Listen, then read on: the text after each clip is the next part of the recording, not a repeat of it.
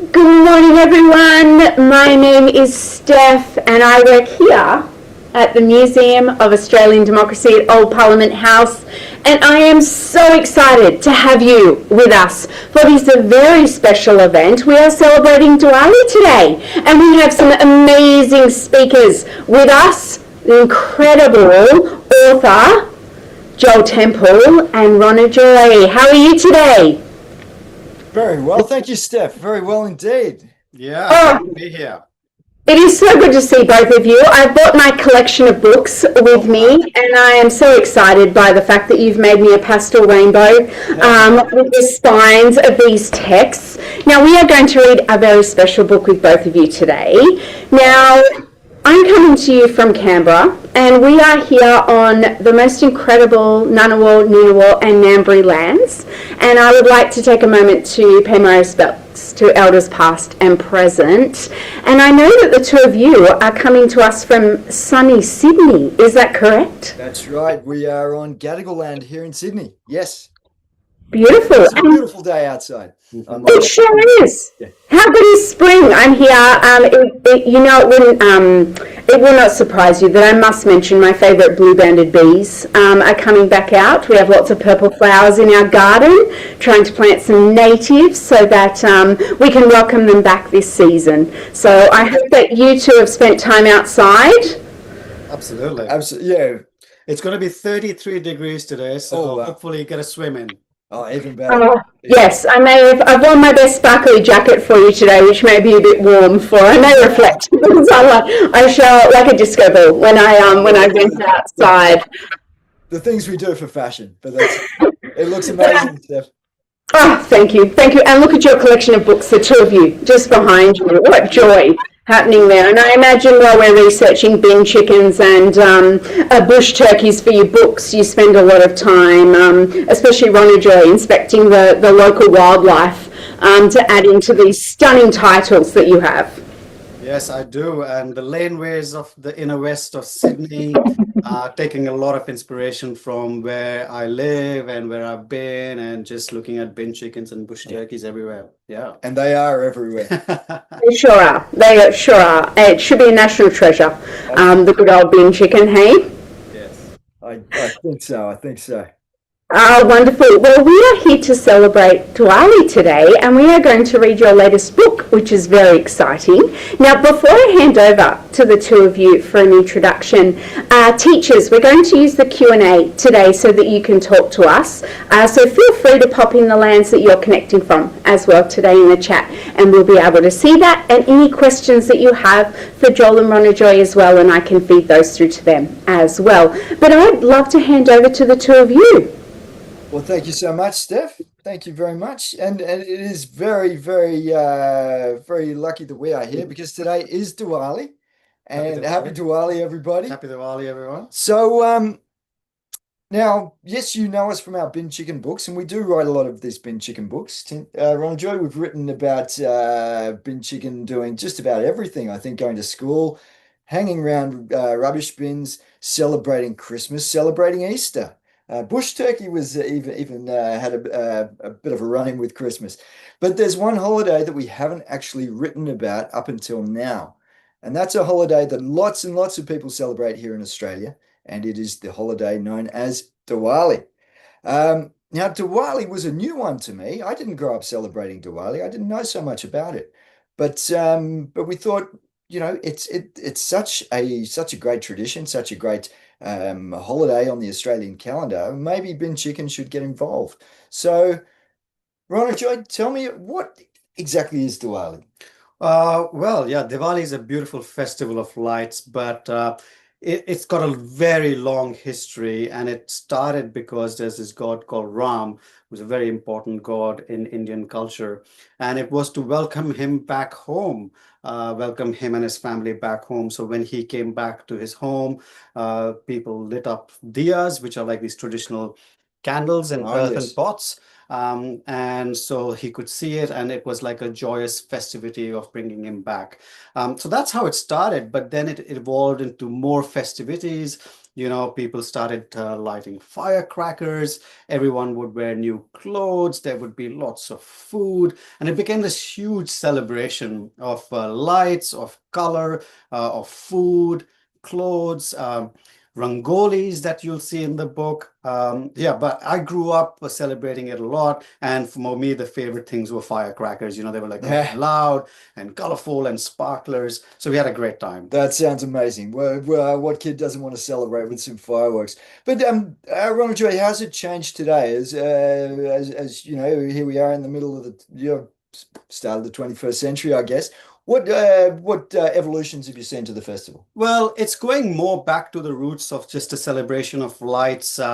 The firecrackers have gone down a lot because it was causing a lot of pollution.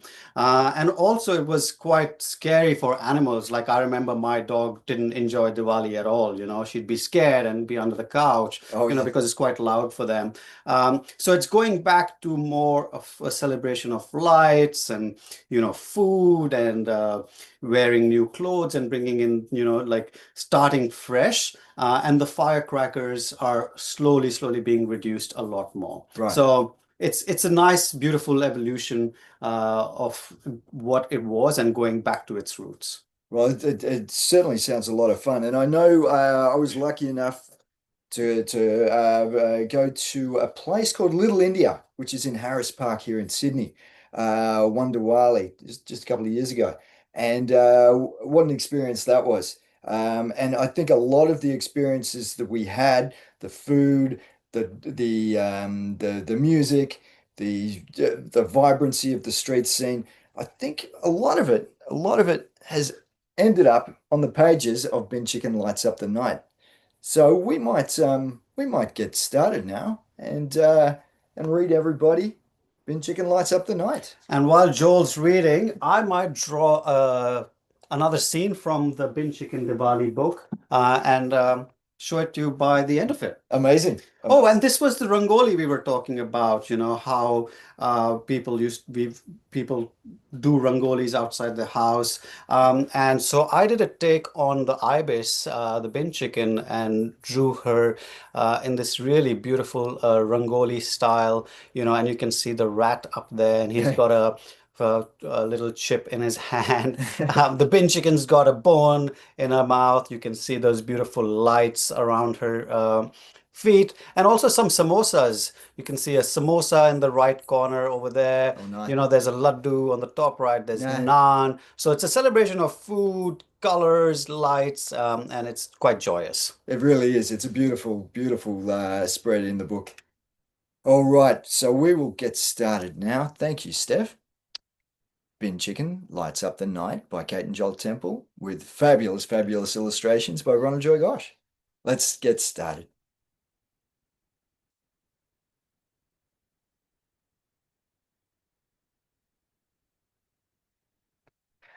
In a sunset sky, on a late afternoon, a majestic bird rises with the moon. This is Ibis, as I'm sure you'll deduce, a fine example of the great garbage goose. She's been flying for hours, feeling quite spent, when hey, what's that marvellous scent?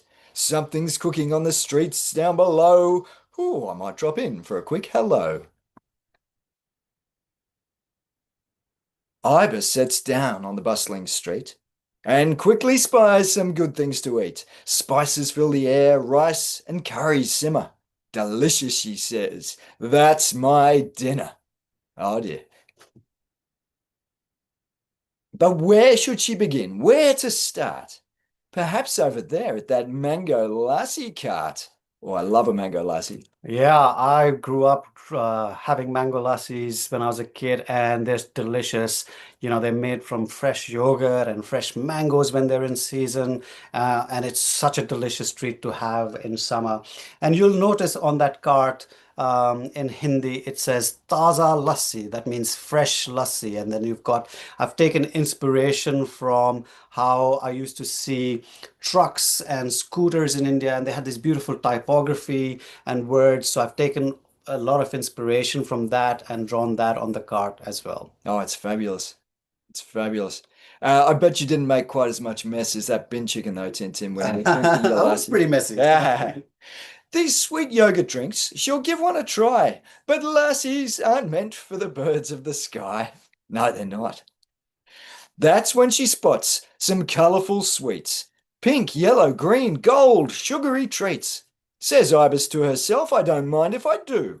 I think I'll start with a banda ladoo. Yeah, so you can see all those laddus. They're made from wheat and sugar and oil, and they roll them up. And then there are these things called burfis, which are, sometimes made with milk and cashews, and they put different colors on them to show the different flavors. The green ones are pistachio, Yeah, the yum. pink ones could be rose, and they're like delicious treats. If you ever get a chance, do try them. Oh, They're, yeah, they're yeah. delicious. Those pistachio ones are my favorite. A man in a turban, a woman in a sari are also out on a food safari. Ibis likes the look of what's on their plate. Tikka masala. Oh, can I have some, mate? And the lady says, I thought we ordered buttered chicken. And you can see she's wearing a traditional Indian dress called a sari, which is a long piece of cloth that they drape around themselves. And on Diwali, they also wear, nice jewelry. They dress up. So she's, all dressed up in beautiful jewelry. And the man over there, he's got a beautiful turban. He's wearing what's called a kurta, which is the shirt, and pajamas, which are the pants. Mm. And he's having some naan and some beef vindaloo, maybe. And sorry, vindaloo. And the bin chicken wants some of that as well. He certainly does. I don't think he's going to get it, though. Ibis shuffles along to getting closer to the lady who's eating a spicy samosa. She's waved away by a hand painted in henna and perches on top of a TV antenna.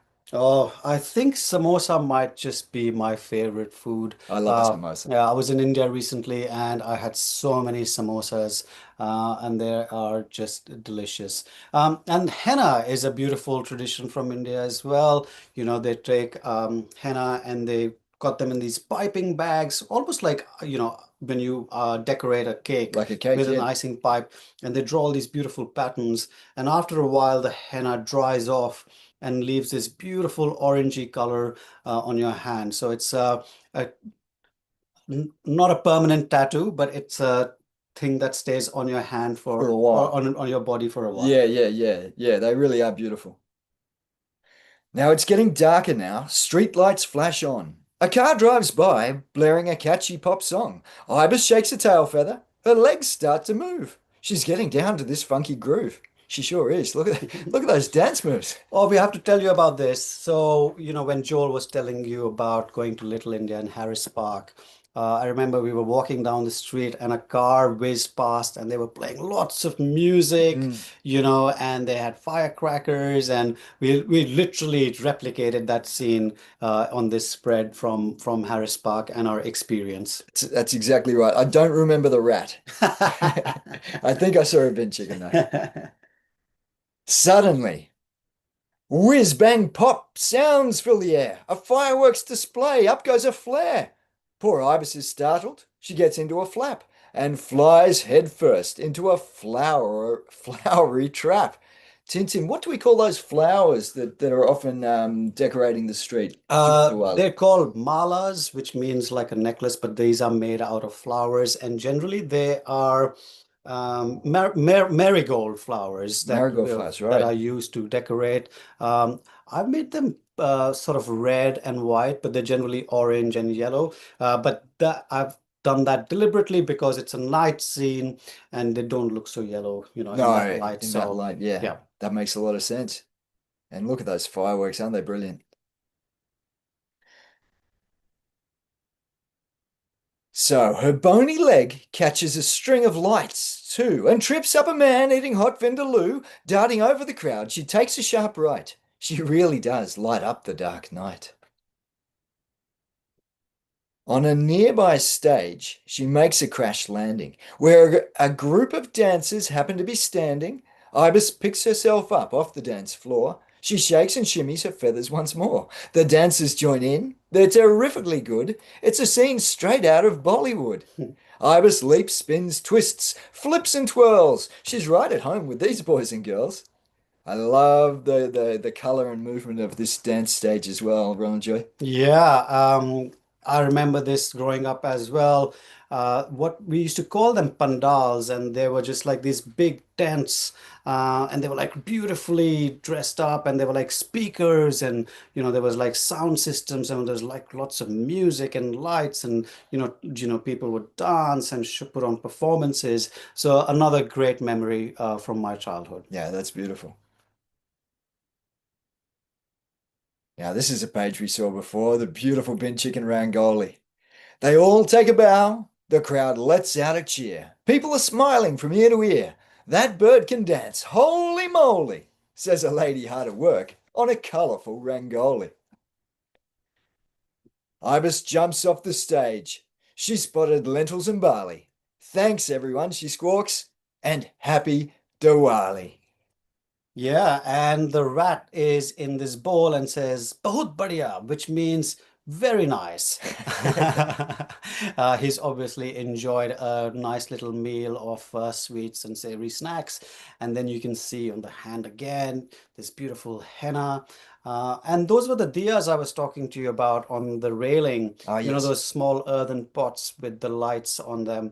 Those were the traditional ways of lighting and celebrating Diwali. So they're quite an important symbol for Diwali as well. And you would burn oil in those little Yes, so spinning they had pots? oil and a little cotton wick, and you Yeah, would light them, and they would stay lit for a very long time. beautiful, beautiful.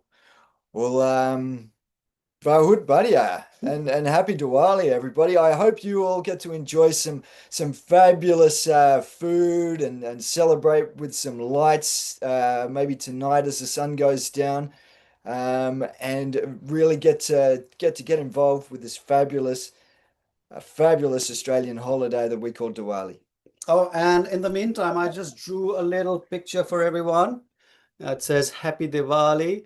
If you want to take a screenshot and print it out, maybe you can color it in your classrooms. And it's the bin chicken and the rat with some firecrackers, and they're having a great time. That's excellent. How amazing is that? I'm really hungry now though. I know, me too. And I'm so keen on the sweets. Oh, the Yes. sweets are the best. Yes. Oh, that's lovely. And thank you for the beautiful drawing. It was absolutely stunning. See what you can just whip up with some practice over time, hey? What do you reckon? It's good. It's pretty good. Now, the two of you have been working together for quite a while. We have quite a collection of books Yes. you've created. Ronojoy, can I ask you first, while our teachers and students are dropping some questions in the chat for me that they would like to ask you, how do you create your illustrations? Oh, very good question. Well, I have been drawing for a very long time since I was a kid. I used to love reading comic books and I used to love drawing. So how I create my books right now is I draw very rough sketches first with pencil, and I will draw a scene and I will send it off to our editors, just to make sure that what I've drawn and the words Kate and Joel have written, it makes sense to the story visually. And once that's done, and everyone's happy and Kate and Joel give me the big thumbs up of everything, then what I do is I scan those and I use something called Photoshop.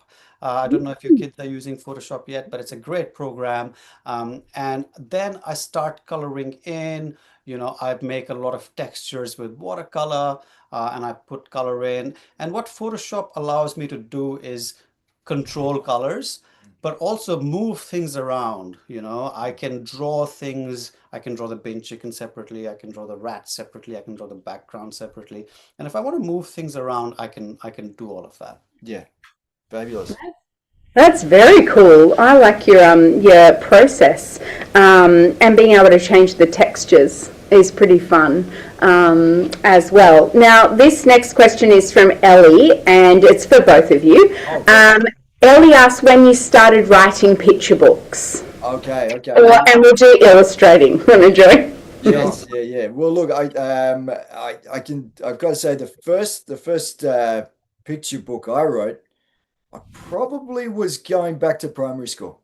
I think I might have been in about year three or year four when I was starting to write my own stories. And being in primary school is a great time to get started writing stories because kids have the best ideas. You see, even better than us adult authors and illustrators, kids have the best ideas. So if you think you've got an idea for a story, just get some paper, just write down the words. You don't have to get it right. You don't have to get the spelling right. Just get started, and you can draw a picture off to the side. And I'm sure that's Ronojoy, how you might have Yeah, got started too. yeah. When I was in primary school, I remember very clearly I had an English essay and test to write, and they would give me like words like make a sentence with the word squirm. So I Right. would write, "Oh, I put ice cream on the earthworm and it squirmed." And not only would I write weird little stories or sentences, I would actually draw them out. And my teacher was very impressed, and she was very happy with me for not only writing creatively, but Mm. also drawing pictures, which was quite unheard of to draw in your test papers. I don't want you to do that, any of you to do that, but that's how I started off. I think there's a book in that. That's in the ice cream squirm worm. I like There that. sure is. Store that one away. Now, why did you choose bin chickens as the Uh, focus for so many of your books? Now that's a great question. Now, you know what? When we first started creating these books together, Mm. the reaction to bin chickens was very mixed. You either loved them or you hated them. Now, most kids hated them. They thought that they were an absolute menace. They thought that they were an introduced species, interestingly enough. They're not. They're a native Australian bird like an emu or a kookaburra. But there was a lot of bad press these birds were getting. But I think, maybe with some of these books that we've been writing, we've tried to get the message out there that this is a resilient bird who's learned how to adapt to its changing environment. And that's the reason that these water birds, these wading wetland birds, have now come into the city looking for food because we've built, roads and cities and suburbs and car parks on the land that they used to live in. So they're just doing their best to survive and adapt, and I think they're doing a brilliant job, and I love them. yeah, me too. I love them. When I am originally from India, and when I came to Australia, I saw these birds in bins. They are so funny, but I just love the humor and the resilience. They are resilient birds where not everyone likes them, but I think slowly as like we grow up, everyone starts appreciating them more and see what they're worth and how resilient these birds are. Yeah, absolutely.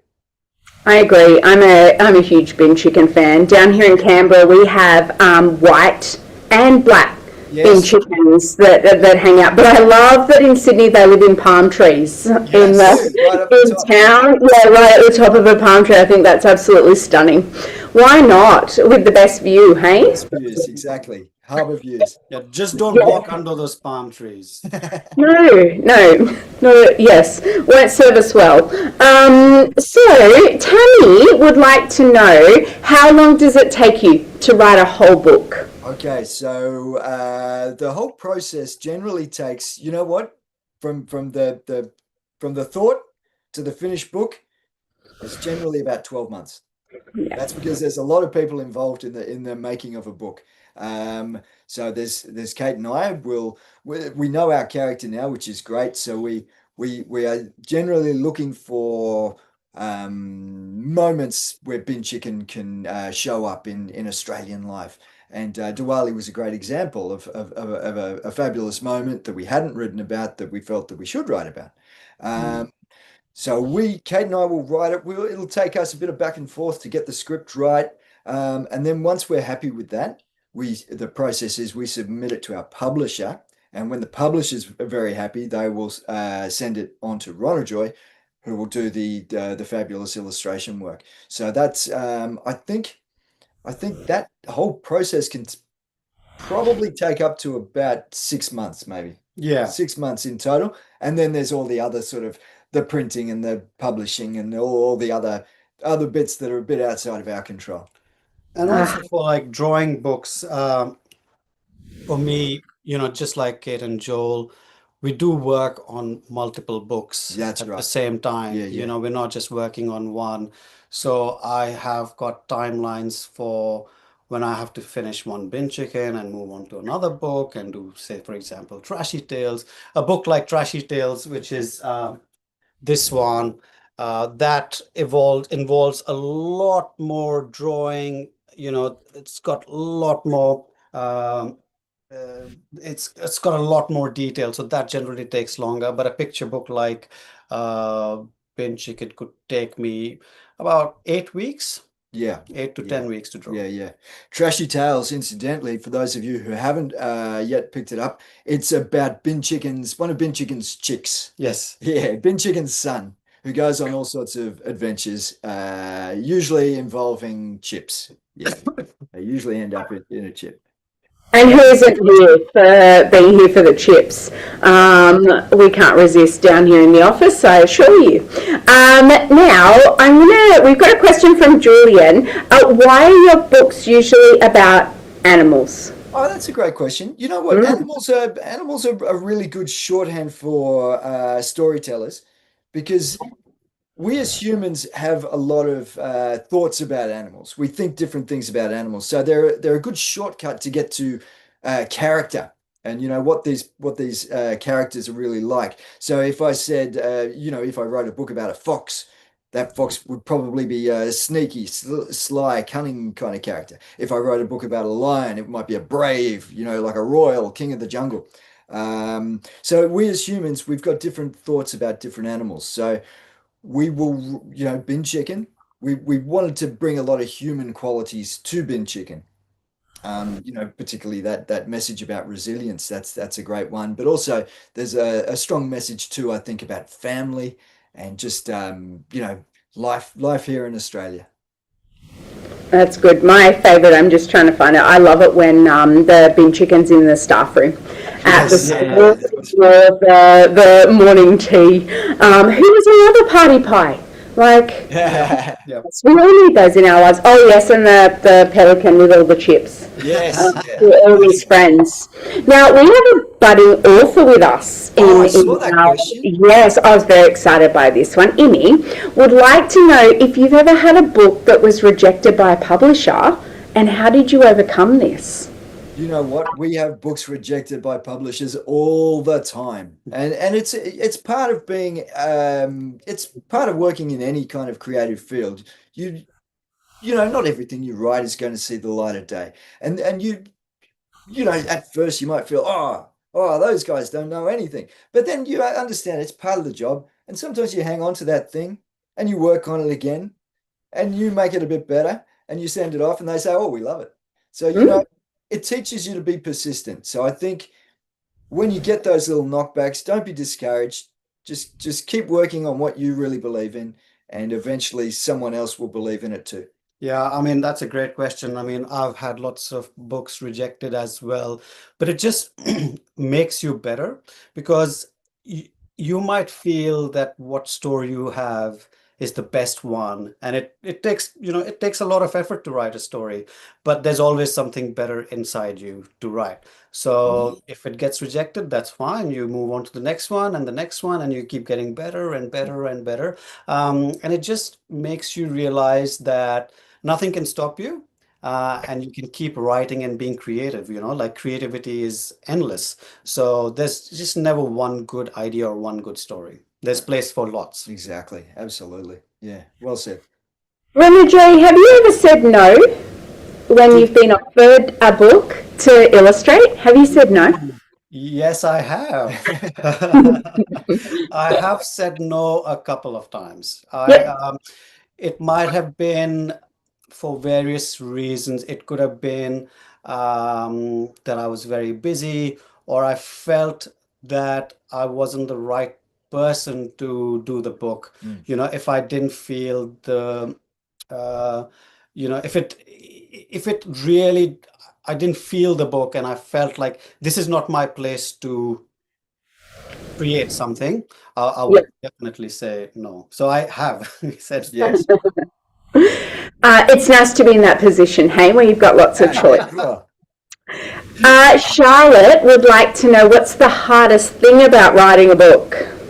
The hardest thing about writing a book, sometimes it's finding that first spark of a thought. Sometimes it's that. But there are little tips I can give you, Charlotte. If you're interested in writing a book, what I would do is just keep a little writer's notebook with you. So, it's not this isn't a story that you're writing. It's just a little. It's not a diary either. It's just a little book that you write down any thoughts that you have. Maybe it's a character that you've come up with. Maybe it's a funny joke that you've heard. Just write it down, write it down. And then when it's time to actually do some writing, to write that story, you've got like a little toolbox of ideas that you can just open up and have a little look and see, oh yeah, that was a good thought. Maybe I could put this character over here and see what happens. Yeah, that's a great way of writing your thoughts and stories. But also the other thing I would say is you have to be brave. Sometimes you just have to write something Mm. and be open to rejection, be open to people saying no. But just be brave, don't doubt yourself, write it and send it out and see what happens, and then just keep doing it. Yeah. Great advice for our budding writers out there today. Now it is almost time for us to wrap up our session. It's been so lovely hanging out with both of you. I wonder what you're working on at the moment. Ooh, well, Ronojoy, I know Yeah. you're working on some more trashy tales. Yes, so like I Yes. was saying, this is the Trashy Tales. So Kate and Joel have written another one. That's book number 3, and I'm working on that right now. And straight after this, I'm gonna go get back into work and start drawing. Yes, good. And Too many pages for you to illustrate, Ronojoy. and I know that Kate and I are in the middle of drafting a new Bin Chicken book. And I don't want to give too much away, but it might be set around sort of book week. Maybe like it could involve some book week parades, and maybe it could involve a bin chicken stuck in the library. Just saying. So look out for that one. Well, Book Week is our favourite time of year Oh, it's great fun. for all of us, especially if we can dress up as a character. Oh, always. And if you want to dress up as a bin chicken or a bush turkey, we'd love to see your photos. Sure do. Well, it's been so lovely hanging out with the two of you, and thank you for your time today and for reading your brand new book and for celebrating Diwali with us. Thanks so much, Steph. Thank you, Steph, and thank you everyone for joining us and your time. Thank you, and happy Diwali. Yes, happy Diwali. Yay! Well, enjoy the rest of your day, and thank you very much to both of you. Bye, Joel. Bye, Ronojoy. We'll see you next time. Bye, guys. Bye. Take care. Bye. Yeah.